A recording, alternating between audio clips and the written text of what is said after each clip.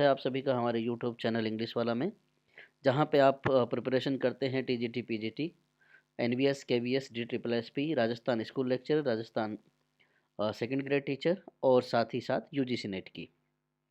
Friends, Rajasthan school lecturer के जो prescribed syllabus है उसके पेपर टू में, यानी आपके सब्जेक्ट वाले पेपर में, पार्ट टू में जब आप देखेंगे ग्रेजुएशन लेवल में, तो वहाँ पे पोएट्री, प्रोज, ड्रामा और फिक्शन कुछ वहाँ पे आपको कैटेगरी देखने को मिल जाएगी, जिसमें आज हमने जो ये ड्रामा वाली कैटेगरी है, ड्रामा वाला जो सेक्शन है, उसको हमने चूज़ किया है, जिसमें विलियम शेक्सपियर जो इंग्लिश के वेल नोन जिनको आप सब लोग जानते हैं, उनकी मैकबेथ और साथ ही साथ एज यू लाइक इट, दोनों कंपोजिशन को सिलेबस में लिया हुआ है, जिसमें हम लोग विलियम शेक्सपियर की बायोग्राफी थोड़ा सा एक नज़र में देखेंगे, साथ ही साथ मैकबेथ और एज यू लाइक इट की समरी और इनसे बनने वाले जितने भी मल्टीपल चॉइस क्वेश्चन हैं जो आपके एग्ज़ाम में पूरी तरह से संभावना है आने की, वो हमने यहाँ पे कलेक्ट किए हैं। तो चलिए विदाउट वेस्टिंग एनी टाइम शुरू करते हैं हमारा पेपर टू का ये पार्ट टू ग्रेजुएशन लेवल वाला ड्रामा, जिसमें विलियम शेक्सपियर के साथ विलियम शेक्सपियर की बायोग्राफी के साथ हम मैकबेथ और एज यू लाइक इट की समरी और इनके मल्टीपल चॉइस क्वेश्चंस भी देखने वाले हैं। देखिए, शेक्सपियर्स की लाइफ के बारे में अगर हम डिस्कस करते हैं, तो he was born on Stratford upon Avon, जो एवन नदी है वहाँ उस नदी के किनारे इनका जन्म माना जाता है, और डेट जो है ये 23 अप्रैल 1564 है। His father was a glove maker, जो हाथ में पहनने के दस्ताने होते हैं वो बनाया करते थे, और उनकी मम्मी जो है वो भी एक अच्छे परिवार से बिलोंग करती थी। His father was successful tradesman, बहुत अच्छे व्यापारी थे वो। Shakespeare was educated at the local grammar school from age of 17 to 13, 7 से 13 साल तक जब विलियम शेक्सपियर की एज रही थी, तब वो गांव के ही अपने लोकल स्कूल में यानी ग्रामर स्कूल में वो एजुकेशन अपनी कंप्लीट करते हैं। Then he studied to the classic, उन्होंने क्लासिक की एजुकेशन प्राप्त की है।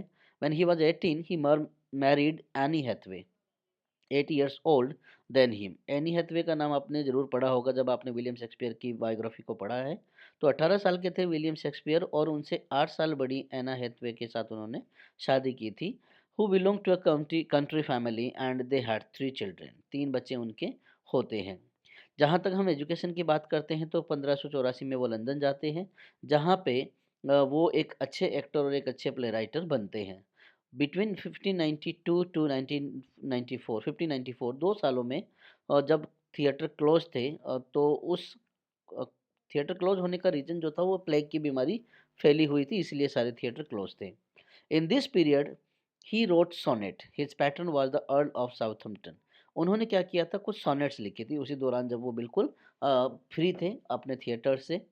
Shakespeare was buried in the chancel of the Holy Trinity Church. Friends, यहाँ से क्वेश्चन बनता है, पूछा जाता है, क्योंकि ये बहुत इंपॉर्टेंट जगह थी जहाँ पे विलियम शेक्सपियर को दफनाया गया था।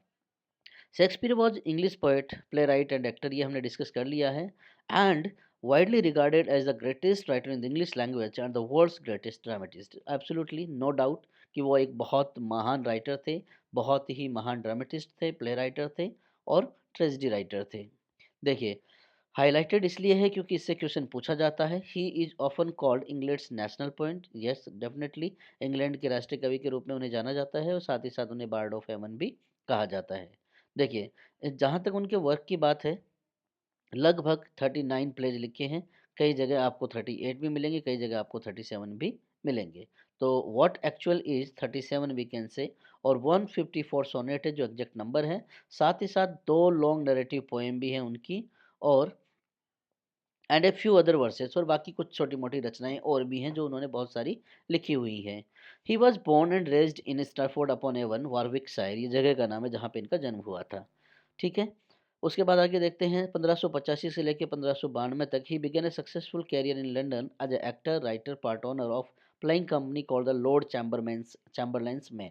ये एक थिएटर था लॉर्ड चैम्बरलेंस मैन, वहाँ पे एक पार्ट ओनर ये बनते हैं, एक प्लेइंग कंपनी थी, और उसी लॉर्ड चैम्बरलैन मैन कंपनी को बाद में थिएटर को किंग्स मैन नाम दिया जाता है। तो ये क्वेश्चन बनता है इसका, यहाँ से पूछा जाता है। Shakespeare produced most of his known work between 1589 to 1630। बिल्कुल, उन्होंने अपने जितने भी कंपोजिशन पब्लिश किए थे, प्रोड्यूस किए थे, वो 1589 से 1613 के बीच में रहे थे। Until about 1608 he wrote mainly tragedies. बाद में उन्होंने सिर्फ ट्रेजेडीज लिखी हैं। देखिए, Hamlet, Othello, King Lear, Macbeth. Macbeth जो है वो ट्रेजेडी है। आप इसको देखेंगे, हेमलेट और हॉकम और ये ओथेलो, किंग लियर और मैकबेथ, तो इनको आप कंबाइंडली हॉकम नाम से याद कर सकते हैं, HOKM। और ये चारों की चारों क्या है, ट्रेजेडी हैं। All consider to be among the finest work in the English language. Definitely उनके जितने भी काम थे वो बहुत ही अच्छे काम माने जाते हैं इंग्लिश लिटरेचर में। In 1623, two fellow actors and friends of Shakespeare, John Hemmings and Henry Condell, दो दोस्त थे इनके, साथ ही साथ फेलो एक्टर थे, एक published a more definitive text known as the first folio. इन्होंने एक फर्स्ट फोलियो नाम से इनके वर्क को पब्लिश करवाया था, ये आप याद रख लेंगे। उसके बाद हम एक इम्पोर्टेंट जो फैक्ट है वो ये देखते हैं कि जो जॉनसन है, बेन जॉनसन है, यहाँ पे नाम आप देख सकते हैं। बेन जॉनसन ने उनके लिए कहा था कि not he was not of an age but for all time. ये पूछा जाता है कि बेन जॉनसन ने किसके लिए ये कहा था कि he was not of an age but for all time, या फिर who have said that not of an he was not of an age but for all the time for Shakespeare. तो definitely we will say Ben Jonson. किसके लिए?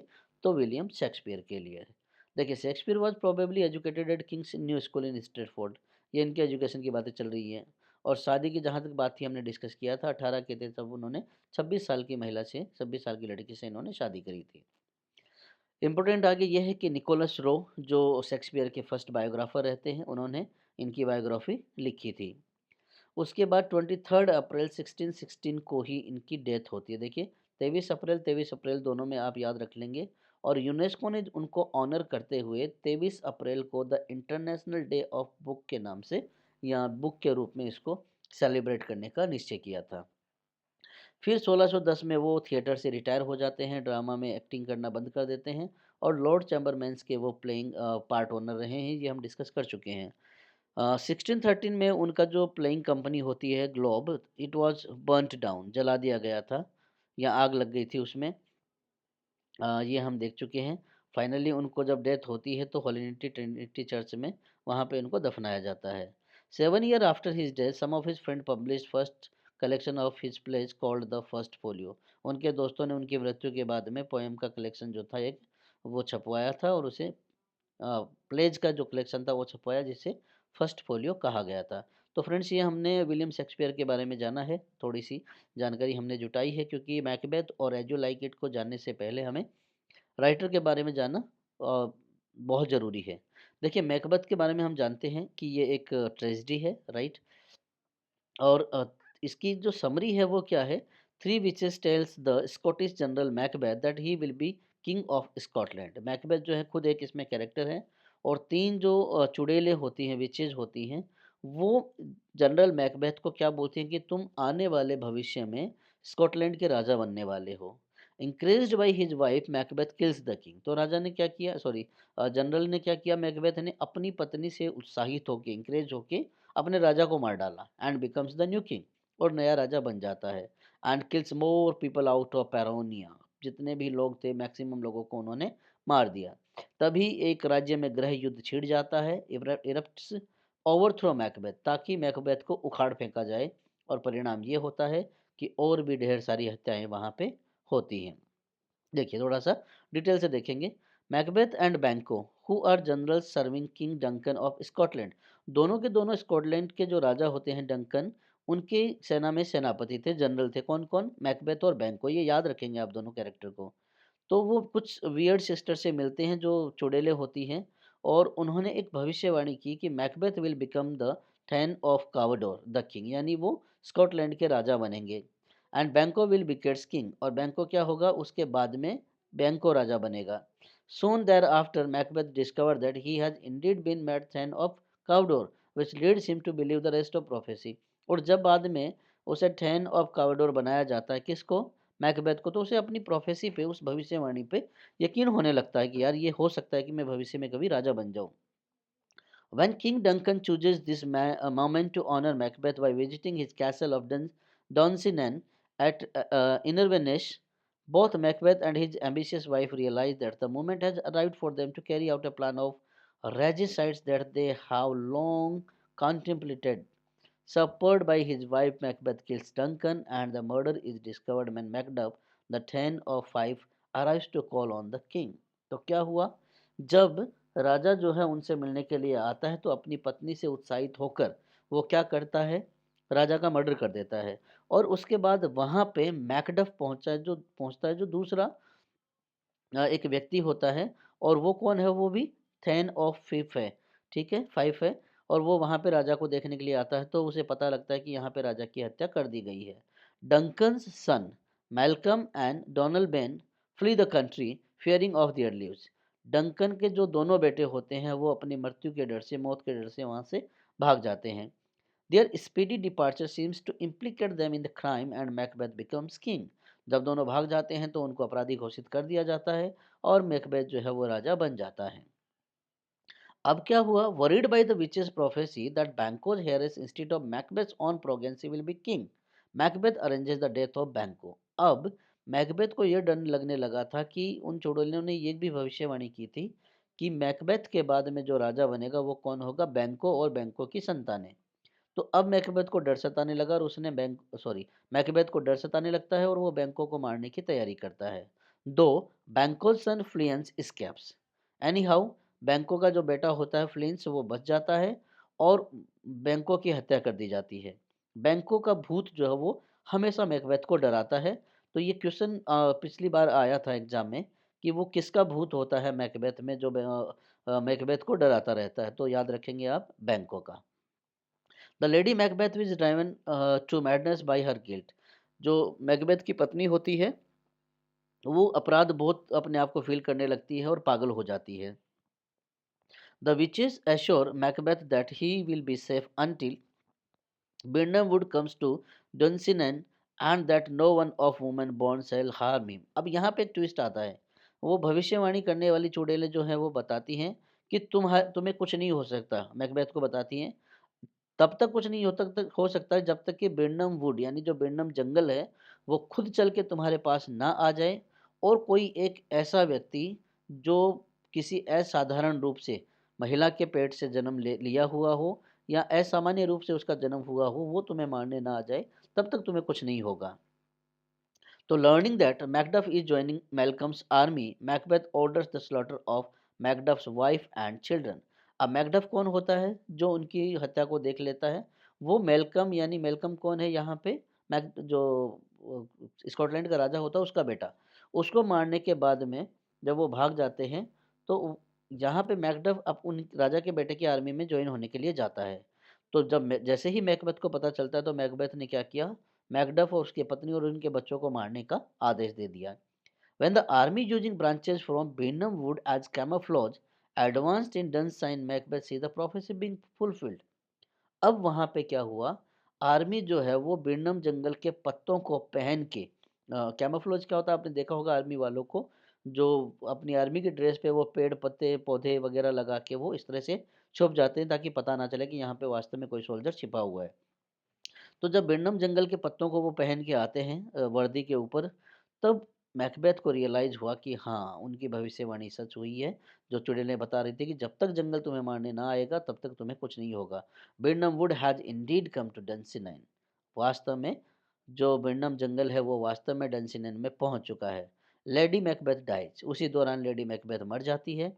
And Macbeth is killed in battle by Macduff. Macduff ने Macbeth की हत्या कर दी, उसे मार दिया युद्ध में। हु वाज, वो नॉर्मल नहीं था। भविष्यवाणी ये भी थी ना कि वो सामान्य रूप से उसका जन्म नहीं हुआ होगा। तो उसका जन्म कैसे हुआ था मैकडफ का, उन्होंने बताया है कि उसकी मम्मी का जो गर्भ होता है वो फट जाता है और वो असमय रूप से, क्या बोलते हैं कि टाइम से पहले प्री मेच्योर रूप से उसका जन्म हो जाता है। इस प्रकार से ये भविष्यवाणी भी सच हुई कि कोई नॉर्मल महिला का बेटा जो है वो उसे नहीं मार पाएगा। तो असामान्य रूप से पैदा हुए मैकडफ ने क्या किया, उसको मार दिया।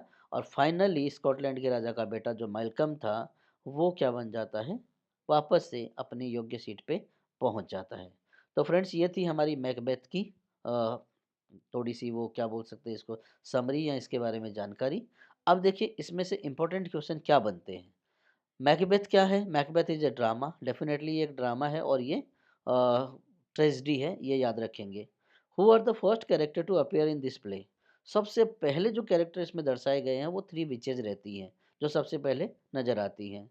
What do the witches vow to do at the beginning of the play, क्या करती रहती हैं वो जब ये नाटक स्टार्ट होता है, तो वो दोबारा मिलने की उम्मीद करती हैं। Where is this play set, ये इंपॉर्टेंट है, कहाँ की सेटिंग है इसकी, आयरलैंड की, सॉरी स्कॉटलैंड की सेटिंग है, ये आप याद रखेंगे।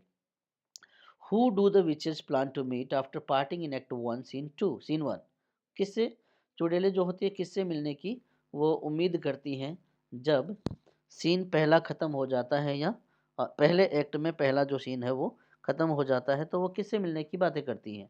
तो यहाँ पे आंसर होगा हमारा मैकबेथ। वो क्या करती हैं, मैकबेथ से मिलने की उम्मीद करती हैं। नेक्स्ट क्वेश्चन है, what did Macbeth do to Macdonald, Macdonald's के लिए मैकबेथ क्या करता है, क्या करता है, what did Macbeth do to Macdonald, Macdonald का क्या करता है वो, ripped him in half with his sword, अपनी ही तलवार से मैकडोनल्ड को टुकड़े कर देता है, उसको दो टुकड़ों में बांट देता है। Who is assisting the man enemy of Scotland at the time of this play, कौन होता है एनिमी को असिस्ट करने वाला, तो द थेन ऑफ कावाडोर, जो थेन ऑफ कावाडोर होता है वो उसको असिस्ट करता है। Who is the first person killed by Macbeth in the battle of this castle, his castle, पहला व्यक्ति जो मैकबेथ के द्वारा मारा जाता है उसके किले में वो होता है young Siward. Who want to take revenge personally on Macbeth during the battle of the castle, Macbeth से कौन जो है वो अपनी निजी दुश्मनी निकालना चाहता है, तो वो होगा मैकडफ, क्योंकि मैकडफ ने देखा था राजा को मारते हुए। Why is Macduff birth so important to the plot, क्यों इंपॉर्टेंट था उसका जन्म, हमने डिस्कस किया था, क्योंकि वो नेचुरल पैदा नहीं हुआ था और वही वो व्यक्ति था जो मैकबेथ को क्या कर सकता है, मार सकता है। चलिए, हु किल्स मैकबेथ, किसने मारा, डेफिनेटली मैकडफ ने ही मारा था। What title is Macbeth given after his victory described in act 1, Macbeth ने जब एक्ट 1 में विक्ट्री प्राप्त कर ली थी तो उसको क्या टाइटल दिया था, उसको ये टाइटल मिला था थेन ऑफ कावडोर, ये उसे टाइटल दिया गया था। तो फ्रेंड्स, इसके बाद हम देखने वाले हैं उन्हीं की एक और कंपोजिशन है जो पेस्ट्रल कॉमेडी है, एज यू लाइक इट। ठीक है, as you like it is a pastoral comedy by William Shakespeare, believed to have been written in 1599 and first published in the first folio of first folio in 1623। ठीक है, 1599 में लिखी गई थी, 1623 में publish हुई, फर्स्ट फोलियो में publish होती है, ये हमने डिस्कस किया था। जब उनकी मृत्यु हो जाती है उसके बाद उनको पब्लिश करवाया गया था।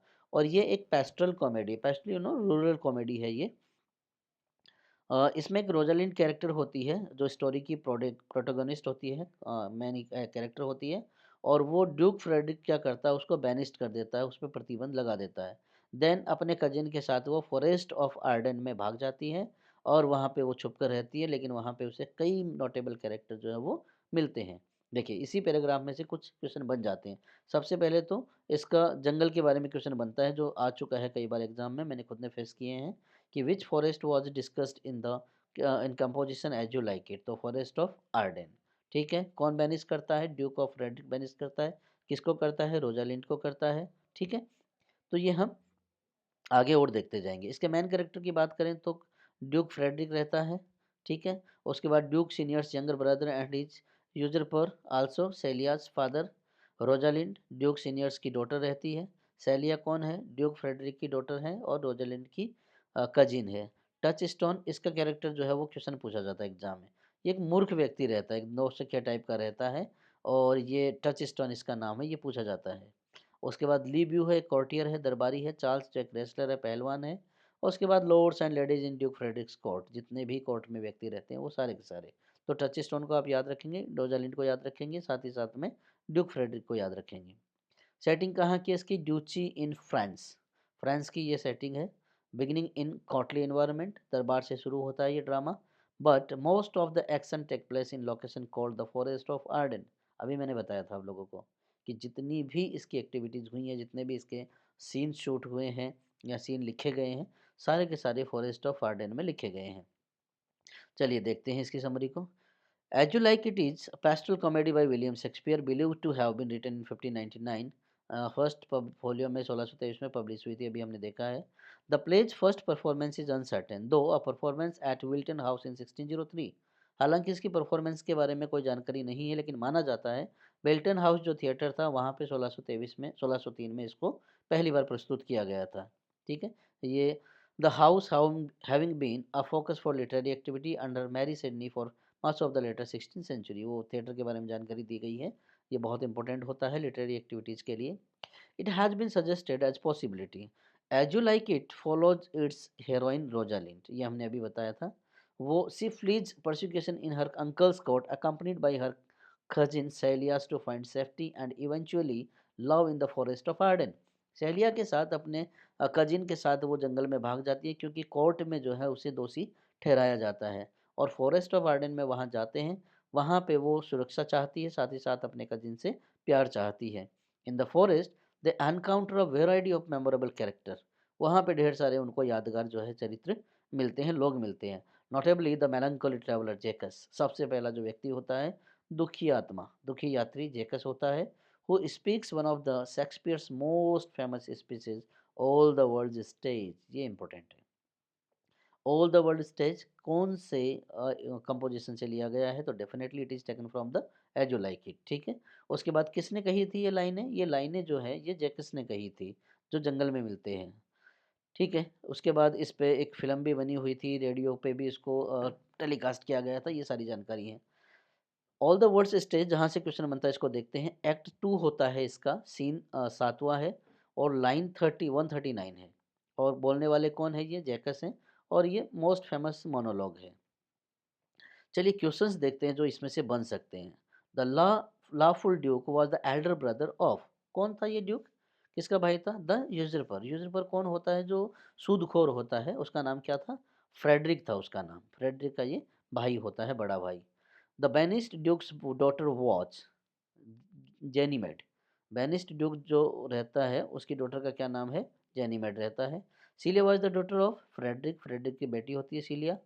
The wrestling the wrestling took place between a powerful man and, किस किस के बीच में होती है कुश्ती, पावरफुल व्यक्ति होता है और एक ऑर्लैंडो होता है जिसके साथ कुश्ती की जाती है। Rosalind gave Orlando a gold chain, gold chain देती है रोजालिंड किसको, ऑर्लैंडो को। Orlando was the son of, किसका बेटा होता है ये, तो सर रोलैंड डी बॉयज का ये बेटा होता है। Before setting out for the forest of Arden, Rosalind वोर the dress of young countryman, जाने से पहले, जंगल जाने से पहले वो अपने कपड़े चेंज करती है, और किसके कपड़े पहनती है, वो कंट्रीमैन के कपड़े पहन लेती है। Celia was dressed as country lass, वो भी एक गांव वाले या कंट्री के जो लड़की होती है उसके जैसे वो कपड़े पहन लेती है सीलिया भी। The love sonnet that Ganymede and to Aliena found fastened to the tree were all addressed to Rosalind, के लिए वो सोनेट्स डेडिकेटेड की गई थी या उसको एड्रेस की गई थी। द मैन होम ऑर्लैंडो सा laying asleep on the ground with a snake round his neck was, कौन था वो व्यक्ति जो ऑर्लैंडो ने देखा कि गले में सांप लिपटाकर वो सो रहा है, ओलिवर था वो व्यक्ति। Aliena fell in love with Oliver, और एलियाना जो होती है वो किससे प्यार में पड़ जाती है, वो ओलिवर के। Adam gave Orlando his life saving of 500 crowns, उसको वो देता है। Orlando did not touch a morsel of food, Orlando ने खाने का एक टुकड़ा तक नहीं छुआ। अनटिल एडम वाज फेड, तब तक जब तक कि एडम को खाना ना खिलाया गया हो। Adam was an old servant of sir Roland de Boys, किसका नौकर होता है ये, सर रोलैंड का नौकर होता है। Orlando with his drawn sword attack the old Duke to grab food, खाना छीनने के लिए ओल्ड ऑर्लैंडो जो है वो अपने तलवार से उस पर हमला करता है। ओलिवर हेटेड, किसको हेट करता है ओलिवर, ऑर्लैंडो को। When Duke Frederick banished Rosalind from the court place, Celia dedicated to accompany her sister, decided to accompany her sister, दोनों बहनें जो है वो जंगल में भाग जाते हैं। In the forest Rosalind introduce herself as Aliena's brother, forest में रोजालिंड जो है अपने आप को कैसे बताती है कि मैं एलियाना का भाई हूँ, क्योंकि वो वैसे ही कपड़े पहनकर गई थी। Ganymede and Aliena fancied themselves as the shepherd and shepherdess, दोनों जो है वो गडरिया और जो लेडी गडरिया होती है वैसे कपड़े पहन के वो अपने आप को दिखाती हैं। Oliver did not look after Orlando, Oliver ने ऑर्लैंडो का ध्यान नहीं रखा। In the wrestling match of Orlando was defeated, Orlando को हरा दिया जाता है कुश्ती के मैच में। उसके बाद देखिए the banished duke found books in trees, banished duke को किताबें कहाँ मिलती हैं, पेड़ के अंदर मिलती हैं। The old Duke enjoyed the forest life with hermit, old Duke ने अपनी ज़िंदगी जो है जंगल में किसके साथ अच्छे से गुजारी, तो he was a hermit. 3 wrestling match between Orlando and wrestler was an uneven match. ये अनइवन मैच कहा जाता है इसको। The old Duke took shelter in the forest of Ardern. The old Duke was ousted by his own brother. At the time of story, the old duke got back his dukedom. Sir Roland de Boys was a friend of old duke. Duke Frederick was a reformation when he met a hermit in his forest. तो friends ये हमारे कुछ questions थे जो बहुत important थे, ये हमने डिस्कस किए हैं। साथ ही साथ हमने अभी क्या किया था, एज यू लाइक इट और मैकबेथ की समरी को भी देखा था, और उसके साथ में विलियम शेक्सपियर की बायोग्राफी को भी थोड़ा सा डिस्कस किया था, जो राजस्थान स्कूल लेक्चरर के लिए इंग्लिश सब्जेक्ट के लिए बहुत इंपॉर्टेंट है और यहाँ से क्वेश्चन बनते हैं। तो फ्रेंड्स हमारे चैनल से आप जुड़े रहिए, इसको अपने दोस्तों के साथ भी शेयर करिए और चैनल को सब्सक्राइब करते रहिए, और ऐसी ही जानकारी हम लोग आपके लिए लाते रहेंगे, जिससे आपकी प्रिपरेशन को तो जो है वो और प्रोग्रेस मिलती रहेगी और आप अपना सिलेक्शन का जो चांस है वो उसको स्ट्रॉन्ग करते रहेंगे। Thank you.